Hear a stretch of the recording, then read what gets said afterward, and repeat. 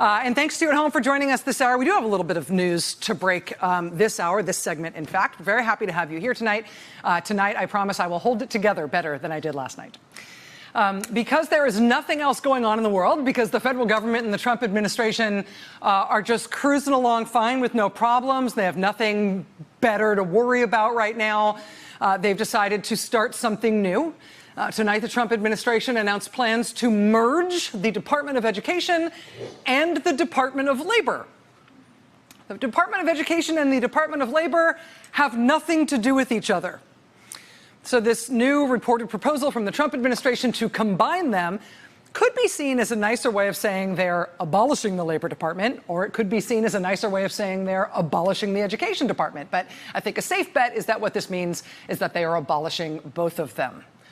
This plan first reported tonight by the Wall Street Journal, not yet formally confirmed by the White House, but there's no reason to think this isn't something they'd try. No reason to think this isn't what they'd expect to be their next brilliant move for a federal government that's really on a roll right now. Tomorrow morning, mayors from all over the country, big city mayors from places like L.A. and Seattle, small city mayors from places like Findlay, Ohio, and Gary, Indiana, mayors from all over are going to converge first thing tomorrow morning on Tornillo, Texas, where the federal government set up that tent encampment to house hundreds of kids without their parents. That'll be first thing in the morning, so that should garner a bunch of attention, both in terms of national press tomorrow morning and in terms of the hometown press coverage from the hometowns of all of those mayors who will be coming from every corner of the country to protest what the Trump administration has been doing to kids on the border. Tornillo, Texas has become a focal point for these public objections to what the Trump administration has done, because this past week it really was the first place that was identified as a purpose-built new location that the Trump administration was setting up to incarcerate kids under this new Trump administration policy. Tornillo, Texas, and that tent city were first, but we have since found out about a whole bunch more locations where the Trump administration is stowing these kids that they're taking. Last night in the 9 o'clock hour, the Associated Press broke a whole new kind of news in this scandal when they were first to report on locations being set up by the Trump administration specifically for, quote, tender age kids. So little kids, toddlers, and babies. Relocations, according to the AP, were already up and running to Raymondville, Raymondville, Texas, Combs, Texas, and Brownsville, Texas. They're setting up these purpose-built locations to incarcerate babies and toddlers. The AP further reported that another location for babies and toddlers was set to be opened in a Houston warehouse, which the Washington Post identified as sitting at 419 Emancipation Avenue in Houston, Texas. They plan to open that warehouse facility for babies and toddlers in coming days. Again, babies and toddlers being held without their parents. As soon as we got word of that element of the Trump administration's policy last night, where they were secretly holding little kids who had been seized from their mothers and fathers, last night we got this smuggled photo published in the New York Times, showing a toddler who's about 11 or 12 months old. You can see she's in diapers, crawling across a brightly colored mat in a shelter. That is a little kid who has been taken away from her parents and is being held at this facility alone without them. According to the Times, the person who took that photo believes that girl has been separated from her relatives for about a month already by the Trump administration. The Times said the person who took the photo, quote, requested anonymity because he was not authorized to release an image. That is about to become an important part of this story. In New York City, a reporter from local news station New York One today thanked, quote, people who were willing to risk talking confidentially when he tracked down yet another site where the Trump administration has been stowing these kids after taking them away from their parents. New York One published these images of these young girls late at night, last night, being moved into and out of a facility in East Harlem in New York City. New York Governor Andrew Cuomo later confirmed that the girls who were spotted at this facility in New York City, these girls are among the kids who the Trump administration has taken from their parents. They took them off the southern border and brought these little girls all the way to New York. New York City Mayor Bill de Blasio later confirmed today in a press conference outside the facility that there were, in fact, 239 girls being held inside there, the youngest 9 months old. held alone away from their parents. But again, that reporter from that New York One story, which is how we learned that 239 of these little girls are being held alone in East Harlem, he thanked his confidential sources for the tip, right? That's where the girls were. The tip that led to those images and that footage and that reporting and now that attention and confirmation from public officials. And then there's the New York Times as well, granting anonymity to some unauthorized source who nevertheless took steps to get the public one of the first pictures of this kid, not yet 1 year old, who has already been alone for a month. And a month is a long time when your life is 11 months long so far. But this stuff is going to get out, right? You can't do this kind of thing quietly. You can't take literally thousands of kids forcibly away from their parents, including babies, and not have the country notice. This is a secret that is too big to be kept. I don't know who the source was for that picture of that toddler in Brownsville, Texas, that was sent to the New York Times. But clearly that was somebody who had access to being inside that facility, who nevertheless chose to get that picture out so the press would see it, so the public would see how young these kids are. And I don't know how New York One found out about those girls being moved in the dead of night in East Harlem after midnight last night, but somebody knew, and somebody in a position to know told a reporter.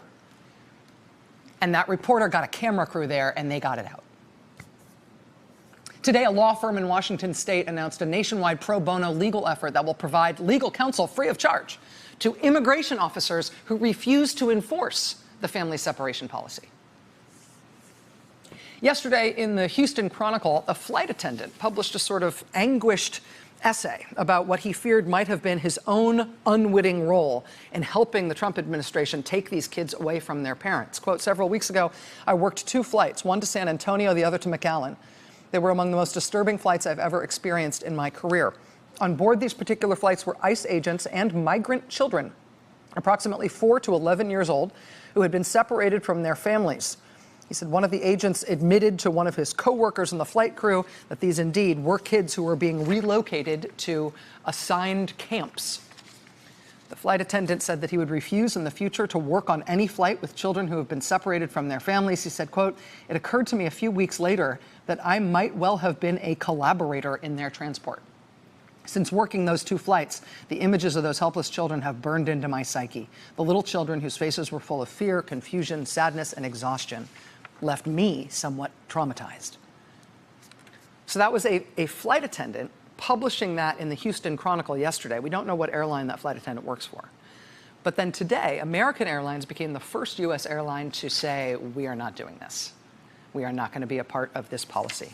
American Airlines announcing, quote, while we have carried refugees for nonprofits and the government, many of whom are being reunited with family or friends, we have no knowledge that the federal government has used American Airlines to transport children who have been separated from their parents due to the recent immigration policy.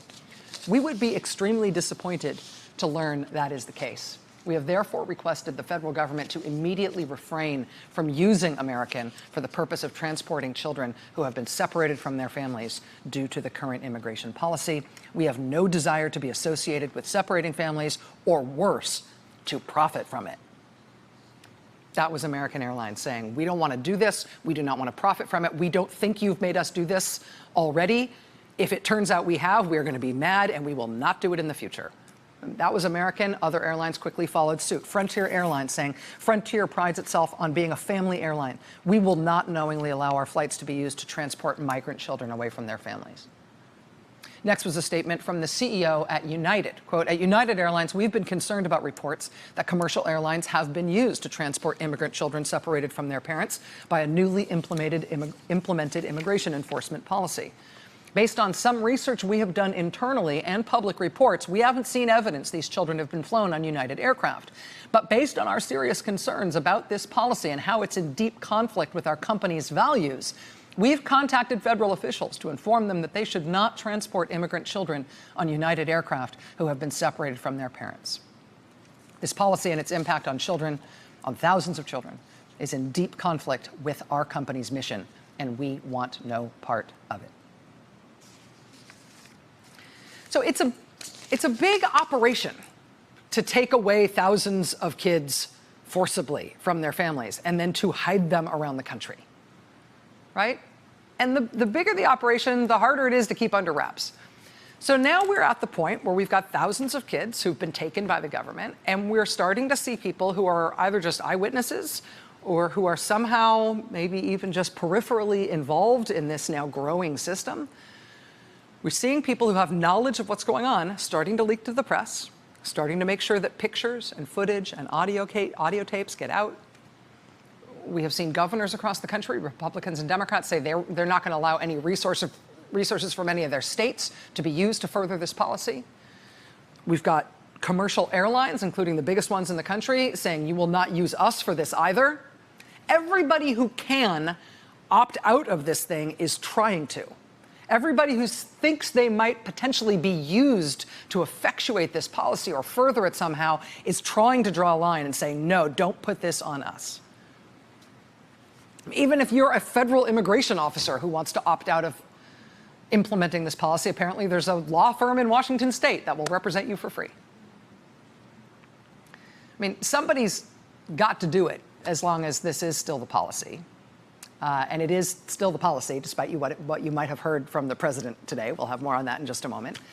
But I first, in terms of who is carrying out this policy, who is making this possible, we have to break a little bit of news on that subject here right now. We've got this story exclusively. It came to our attention today that the U.S. military has been asked by the Justice Department to please send them lawyers, specifically to send them lawyers at the border. Lawyers in the military are called JAGs, Judge Advocate Generals. My dad was an Air Force JAG.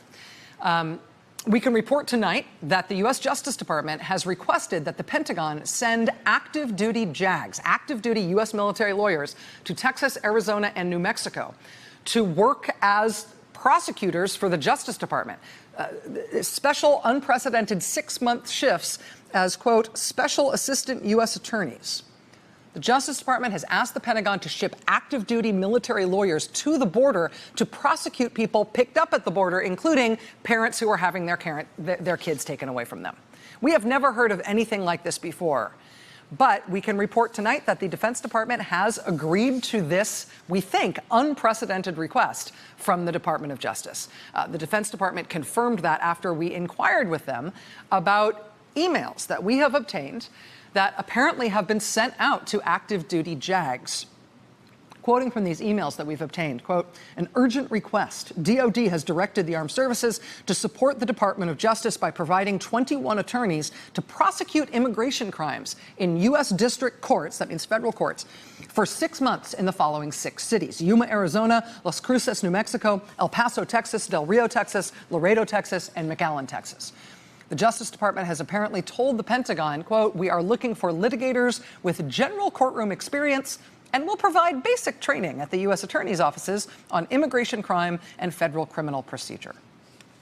Again, remember, these are military lawyers who are being asked to do this. Military lawyers don't necessarily practice in federal court at all, let alone on immigration law, but apparently, don't worry, they're going to get a little bit of basic training and then they'll get right in the courtroom. But the duration of the details, meaning the detail in a military sense, we're detailing you to this specific place. The duration of the details will be 6 months, assisting Department of Justice while we staff up with permanent assistant U.S. attorneys. The focus of this work will be violations of 8 U.S. Code sections 1325 and 1326, which is the statutes for crossing the border illegally. So again, we obtained these emails today, which is the first indication we had seen anywhere that this was happening. Active duty military lawyers being put on this? What? It's the first time we've ever heard of the Pentagon directing active duty military lawyers to instead go work for the Justice Department prosecuting normal domestic immigration cases. After we questioned the Pentagon about these emails, which appeared to indicate this directive, the Pentagon, in fact, confirmed to us tonight that this is happening, telling us, quote, the Secretary of Defense has approved a Justice Department request to detail 21 attorneys with criminal trial experience to the Department of Justice for a period of 179 days. The DOD attorneys will be appointed as special assistant U.S. attorneys and will work full-time assisting and prosecuting reactive border immigration cases, but they will focus on misdemeanor improper entry and felony illegal reentry cases. So, There was no advance notice that the military was doing this before they put this into effect. Only after we asked about it tonight did they confirm that it is happening.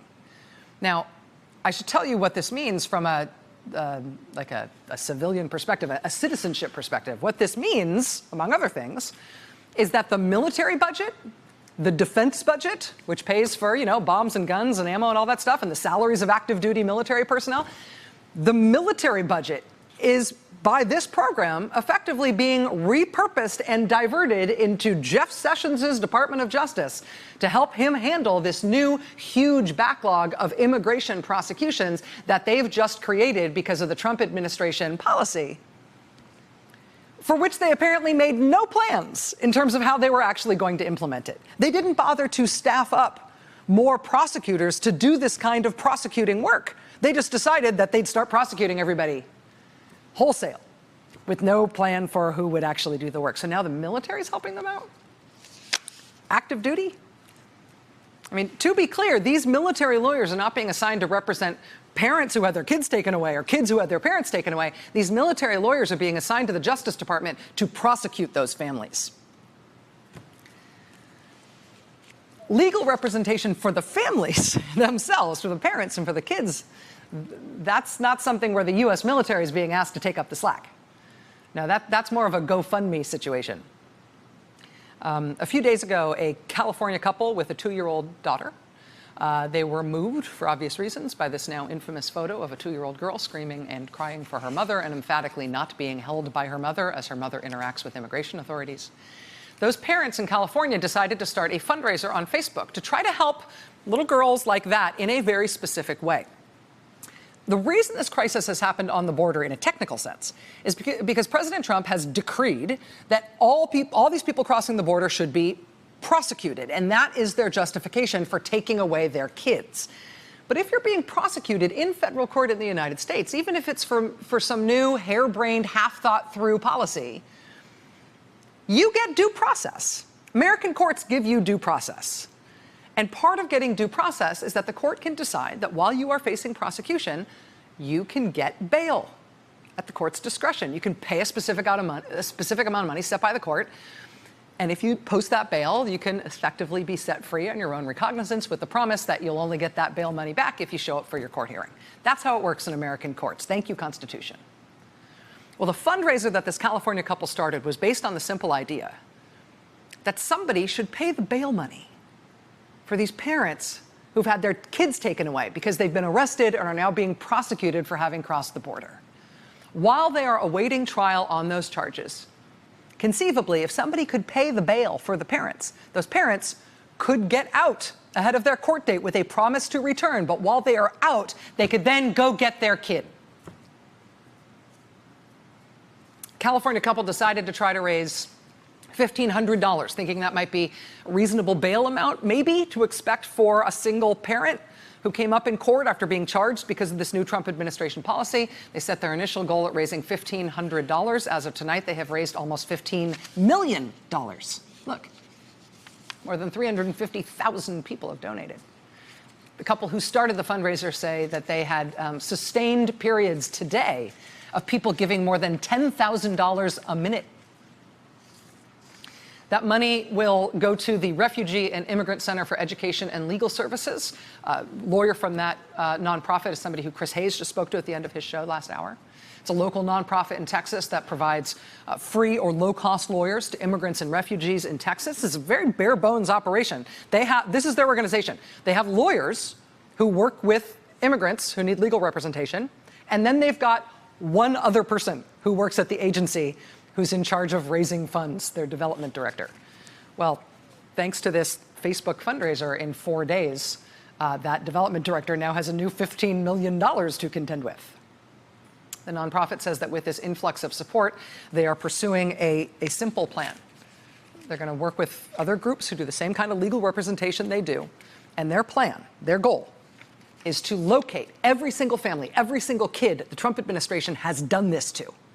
They want to locate every single one of these separated families and their kids, and they want to get every one of those families, every one of those kids, a lawyer, and then they want to get them released. This is the plan. For that, you need bail money. For that, you need organization. For that, you need people who know the lay of the land, people who can work the system. That's what they're going to try to do. If you are wondering whether or not having a lawyer is an important factor here, the Washington Post also reports tonight that as the Trump administration was ramping up this new policy to start taking all these kids away from their parents, late last month, they quietly killed a federal grant program that used to pay for legal representation for kids held alone in government custody. There used to be a federal grant program so kids held alone could get lawyers. Trump administration quietly killed it last month as they were ramping up this policy to start taking thousands of kids away so they could incarcerate them alone. And so now Americans are trying to piece it together themselves. That refugee and immigrant center in Texas, the one that's the beneficiary of that fundraising effort, they say they have been also, in addition to the fundraising, they have been overwhelmed by the number of people calling them to volunteer. Quote, "It is not just the funding. We are getting literally thousands of people contacting us wanting to volunteer. Many are like, I'll come to Texas," which is great. But if you are looking for the kids who have already been taken away from their parents, yes, some of them are in Texas, but they are also now all over the country. You don't have to go to Texas. They might be in your town. The day after Trump was inaugurated, there was the Women's March, probably the largest protest in U.S. history, D.C., New York, and Chicago, but also all over the country. You might also remember that exactly 1 week after that, there were big protests at airports and also at courthouses all over the country when Trump issued his first attempt at a Muslim ban executive order. He issued this Muslim ban executive order. He also revoked 100,000 visas for people who had already been legally admitted to the country. That night, people started getting held at airports after their planes landed, even though they were legally allowed to be here. When the Michael Wolff book, Fire and Fury, came out, Steve Bannon was quoted in that book as saying how much he loved those airport protests. How those protests were by his design, because the Muslim ban executive order was deliberately designed and timed to provoke people, to make people protest, because he thought it made the protesters look terrible and it made Trump look great, because he was so sure that Americans hate immigrants that much. The snowflakes would show up at the airports and riot. That's why we did it. He may have loved it, but among the people who fled into those airports on that first weekend after Trump was inaugurated, among the people who showed up at those airports were tons of lawyers with their laptops and their handwritten signs, "We will represent you." And however delighted Steve Bannon might have been with the timing and the deliberate offensiveness of that executive order and how much it upset people, you know what? Those people protesting and those lawyers won. They got a restraining order against that policy that very first weekend that the Trump administration tried to put it in effect. And every subsequent iteration of that policy has been stopped in the courts thus far. It's not done, but they've stopped it this long. And this is less remembered at a national scale, but I also want to tell you that 10 days after those airport protests, this was Phoenix, Arizona.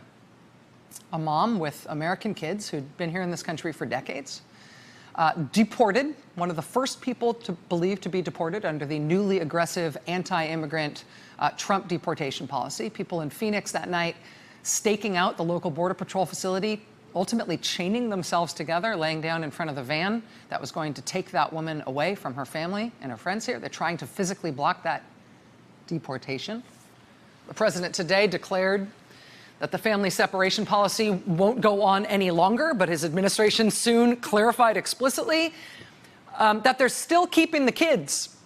The thousands of kids who have already been taken from their parents thus far are not going to be grandfathered in and released back to their families now that he's canceled the policy going forward. So there's still no plan to reunite the kids they've already taken with their moms and dads. The government is taking no responsibility for doing that. And that means what is ultimately going to end what Trump has done with these thousands of kids who are spread out all over the country right now, tonight without their moms and dads. What's ultimately going to end it is going to be local activism and local advocates putting these families back together. And yes, a lot of this is happening on the border in Texas and Arizona and New Mexico, but they have spread these kids quietly out all over the country. which means there is a locus for activism and mobilization and getting resources to these kids and their parents in states all over the country, in a secret shelter that's probably not too far from where you live, and which is probably soon to be leaked to your local paper.